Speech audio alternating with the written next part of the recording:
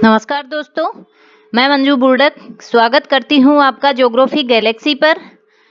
तो आइए सबसे पहले हम बात करेंगे उस क्वेश्चन की जो कि पिछले वीडियो में मैंने आपके सामने रखा था। क्वेश्चन था कि जो एक्टिव ज्वालामुखी हैं, सक्रिय ज्वालामुखी है, उनके नाम पूछे थे मैंने आपसे। तो उसके लिए मैंने आपको देखिए एक पिछले वीडियो में ट्रिक बताई थी।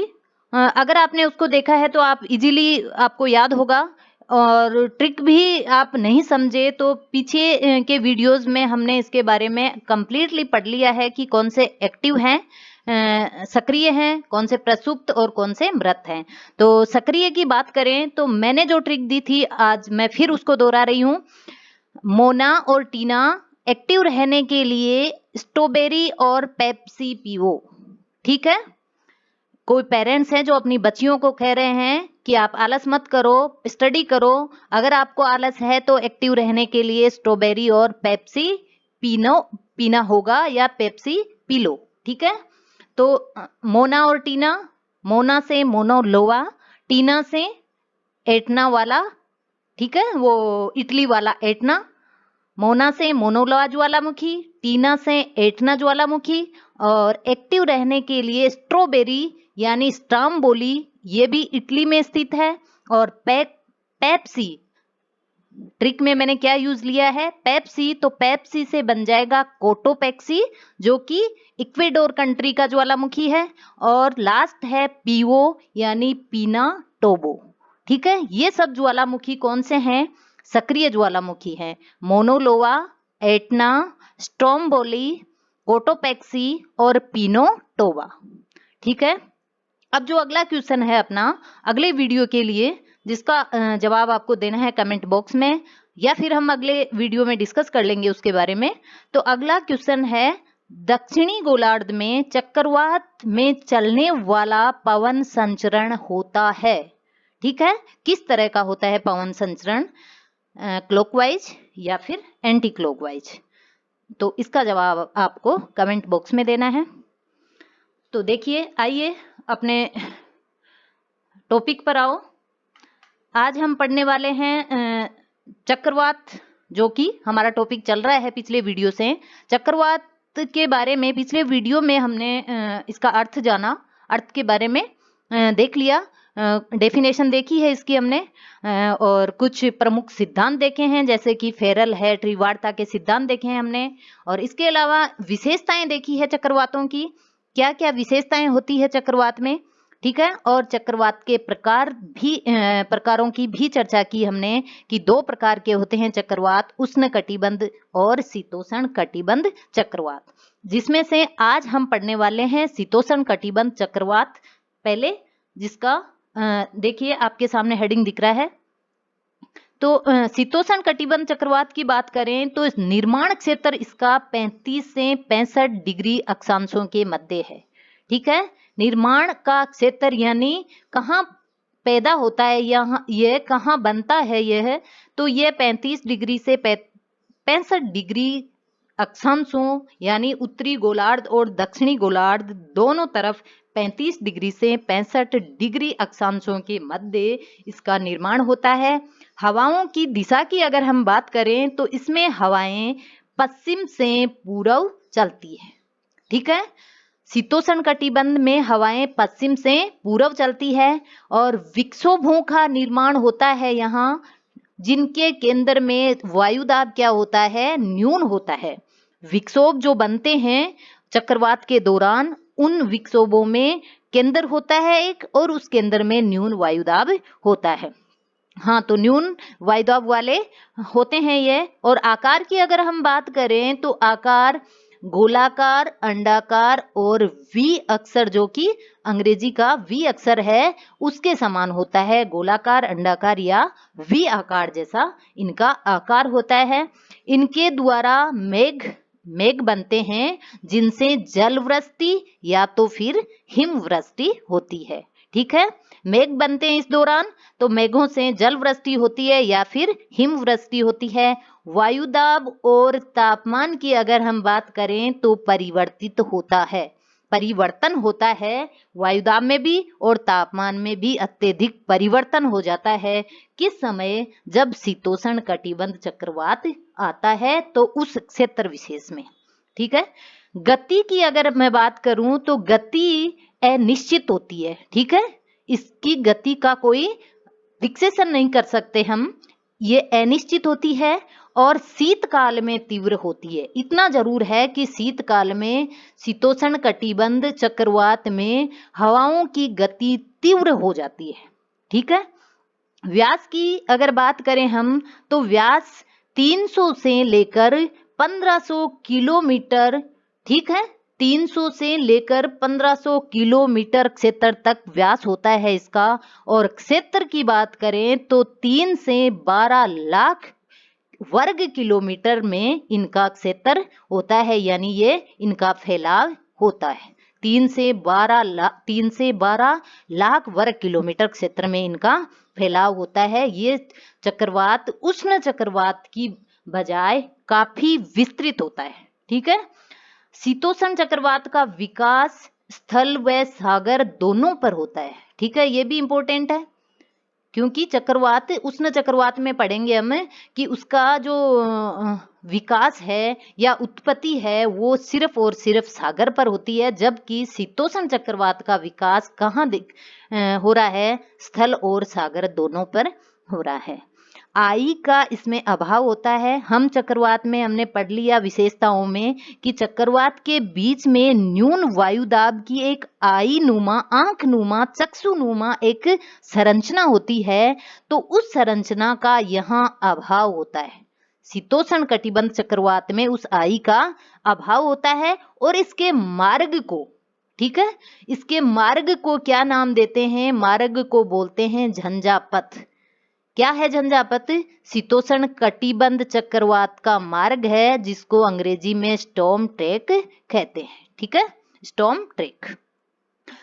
आगे देखिए, शीतोष्ण कटिबंध चक्रवात की उत्पत्ति की अगर बात करें तो मुख्य स्थान में है ध्रुवीय वाताग्र। ठीक है, ध्रुवीय वाताग्र जहां बनते हैं वहां शीतोष्ण कटिबंध चक्रवात की उत्पत्ति होती है।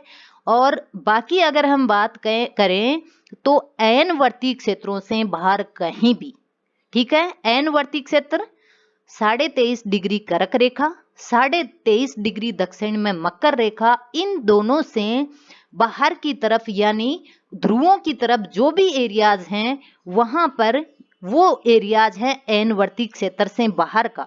ठीक है, तो वहां पर कहीं भी इनकी उत्पत्ति हो सकती है, लेकिन ध्रुवीय वाताग्रों पर ज्यादा इनका निर्माण होता है। ठीक, अगर हम बात करें अन्य जगहों की तो उत्तरी गोलार्ध, सबसे पहले उत्तरी गोलार्ध की देखो आप। उत्तरी गोलार्ध में उत्तरी प्रशांत महासागर, ठीक है, कौन सा प्रशांत महासागर? उत्तर वाला, यानी उत्तरी प्रशांत महासागर, और एटलांटिक महासागर यानी उत्तरी प्रशांत महासागर और उत्तरी एटलांटिक महासागर का जो पश्चिमी तट है, यहां बात महासागरों की हो रही है, न कि महाद्वीपों की। इन दोनों महासागरों, प्रशांत महासागर और एटलांटिक महासागर का जो उत्तर वाला भाग है उसका भी कौन सा किनारा? पश्चिमी किनारा। ठीक है, पश्चिमी तट, वहां उत्पत्ति होती है। चीन, फिलीपींस और साइबेरिया क्षेत्र में इनकी उत्पत्ति होती है। ये बात कर रहे हैं हम उत्तरी गोलार्ध की।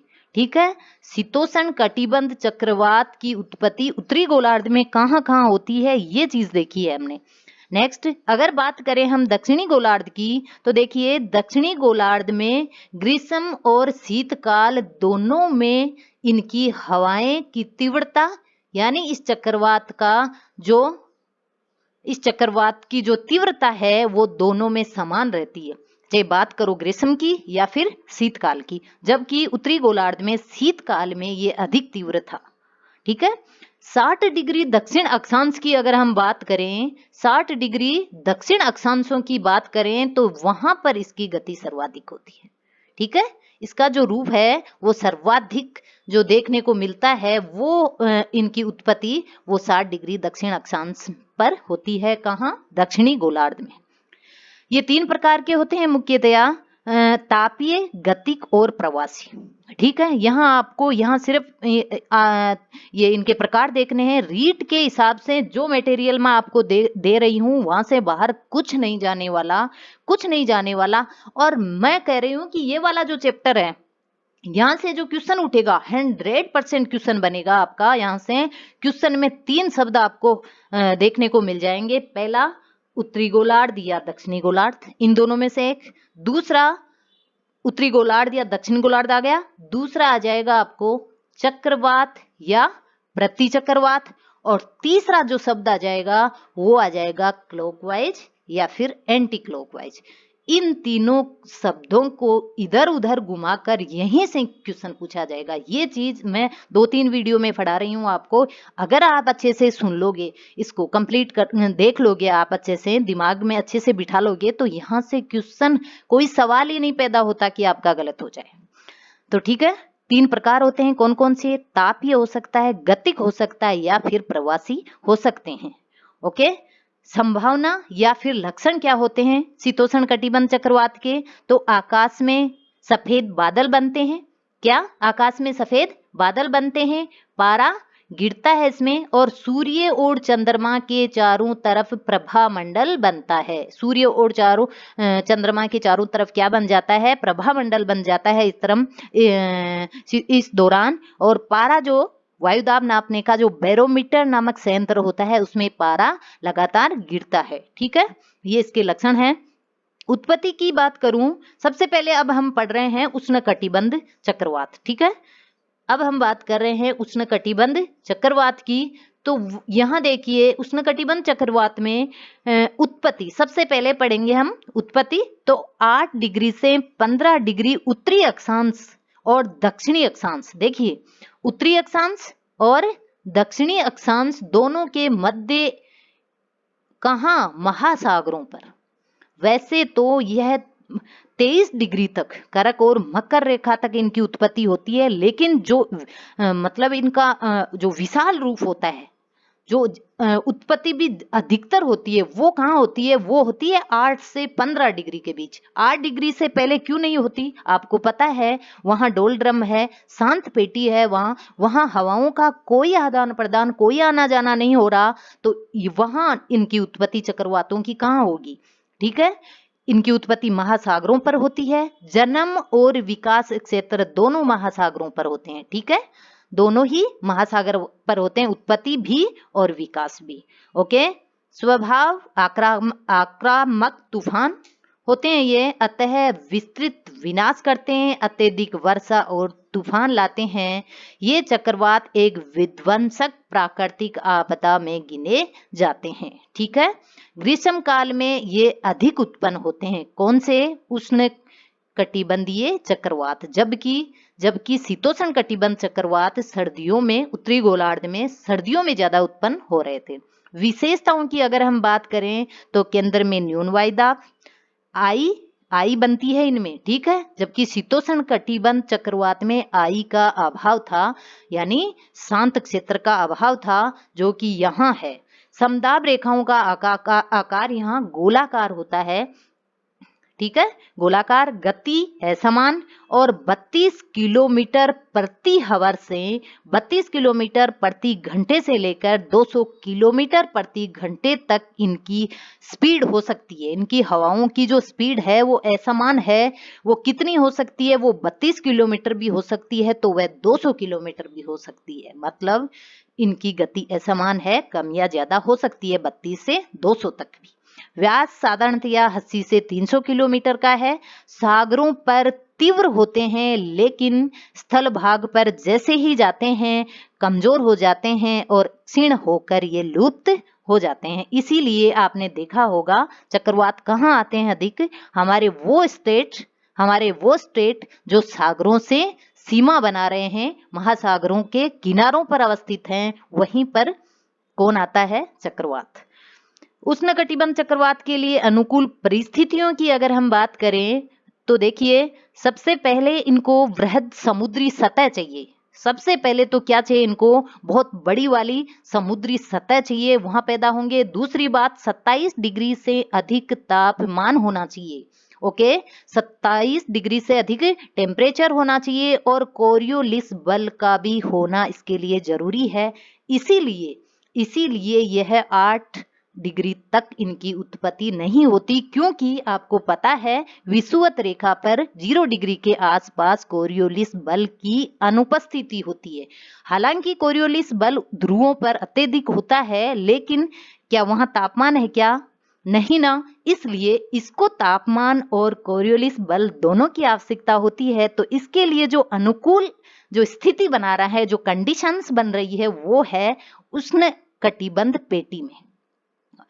नेक्स्ट, निम्न दाब क्षेत्र होता है इसके लिए। समुद्री तल तंत्र पर ऊपरी अपसरण होता है। आप जानते होंगे अपसरण, जो अदर सब्जेक्ट से हैं उनको थोड़ा इसमें प्रॉब्लम होगी समझने में। अपसरण होता है हवाओं का धरातल से वायुमंडल में ऊपर की ओर उठना, ठीक है। अगर हवाएं ऊपर से नीचे बैठ रही है तो उसको बोलते हैं हम अभिसरण, ठीक है, अवतलन, ओके। लेकिन अपसरण यानी समुद्री तल तंत्र पर ऊपरी अपसरण, ऊपर की तरफ हवाओं का जाना, इसमें होना चाहिए। तूफान को ऊर्जा कौन देता है? तूफान को ऊर्जा समुद्र से मिलने वाली जो आर्द्रता होती है ना, तभी तो इनकी उत्पत्ति समुद्रों पर होती है, उस आर्द्रता से। तथा अगर उसको विशाल रूप में बनाना है तो फिर संघनन जो प्रक्रिया है, जो कपासी स्तरीय मेघ बनते हैं, ठीक है, कपासी स्तरीय मेघ जो 10 किलोमीटर के लमसम जो बनते हैं, वो वाले बादल इनको संघनन प्रक्रिया के दौरान ऊर्जा प्रदान करते हैं और विध्वंसकारी बना देते हैं। चक्रवात का लैंडफॉल क्या होता है, ये शब्द भी कई बार पूछ लेते हैं। ये देखिए, मैंने जो ये नोट्स बनाए, ये नोट्स आपके सामने रखे हैं, ये आपको वैसे टेलीग्राम चैनल पर मिल जाएंगे, जिसका लिंक नीचे डिस्क्रिप्शन में दिया हुआ है। लेकिन ये चैनल जो नोट्स बनाए हैं, आप देखिएगा, मैंने आरबीएससी की जो 11th और एनसीईआरटी और भी ऑथेंटिक जो बुक हैं, उन सब में से मिलाकर कहीं भी आपका एक शब्द न छूट जाए काम का, सब में से मिलाकर शॉर्ट से शॉर्ट नोट्स बनाए। इनको आप अच्छे से पढ़ लीजिए, यहाँ से बाहर क्वेश्चन किसी भी एग्जाम में आपके नहीं होना, ठीक है। चक्रवात का लैंडफॉल बोलते हैं सागर से स्थल पर आना। चक्रवात का सागर से जब स्थल पर आना होता है तो उस स्थिति को, उस कंडीशन को बोल देते हैं लैंडफॉल। उष्ण कटिबंध चक्रवात को भी निम्न भागों में बांटा गया है। कौन कौन सा?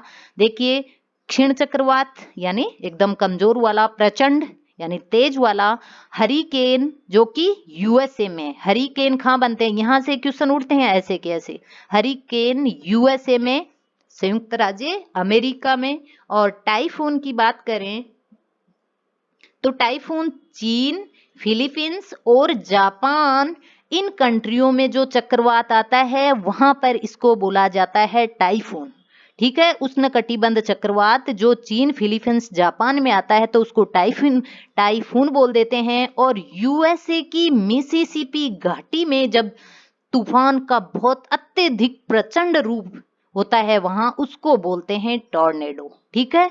ये सर्वाधिक विध्वंसकारी होता है, लेकिन इसका आकार क्या है, छोटा होता है, ठीक है। ऑस्ट्रेलिया में भी इसका गौण रूप पाया जाता है, ठीक है। मेनली ये है यूएसए की मिसिसिपी घाटी में, बाकी इसका गौण रूप ऑस्ट्रेलिया में भी देखा जाता है। सर्वाधिक विध्वंसकारी है, आकार इसका छोटा है। और विली विलीज बोलते हैं हम पश्चिमी ऑस्ट्रेलिया में। उष्ण कटिबंध चक्रवात को विली विलीज कहाँ बोलते हैं? पश्चिमी ऑस्ट्रेलिया में। और साइक्लोन तो हमारे हिंद महासागर में बोला जाता है, साइक्लोन यानी कि चक्रवात, ठीक है। क्या बोलते हैं हम? चक्रवात बोलते हैं हमारे यहाँ। तो साइक्लोन हो गया हिंद महासागर में। प्रमुख अगर सिद्धांतों की बात करें तो 3 सिद्धांत मेंशन किए हुए हैं आपकी आरबीएससी की बुक में। तो यहाँ से भी क्वेश्चन उठता है कि कौन सा सिद्धांत किस वैज्ञानिक का, किस ज्योग्राफर का दिया हुआ है, तो आप ये भी अच्छे से रट लीजिएगा। एक तो स्थानीय तपन सिद्धांत है। क्वेश्चन आ सकता है आपको कि स्थानीय तपन सिद्धांत किससे संबंधित है, तो यह है उष्णकटिबंधीय चक्रवात से संबंधित। ओके। दूसरा है गतिक सिद्धांत जो कि लैम्पर्ट तथा शो का दिया हुआ है। ठीक है, लैम्पर्ट तथा शो का दिया हुआ है। और थर्ड है ध्रुवीय वाताग्र सिद्धांत। ध्रुवीय वाताग्र सिद्धांत जो कि बर्कनीज का दिया हुआ है। ठीक है, आज के वीडियो में हम इतना ही, ज्यादा बड़ा नहीं बनाएंगे। और आगे जो प्रति चक्रवात पढ़ेंगे उसके लिए हम नेक्स्ट अगला वीडियो लाएंगे। तो ठीक है, कल फिर मिलते हैं। धन्यवाद।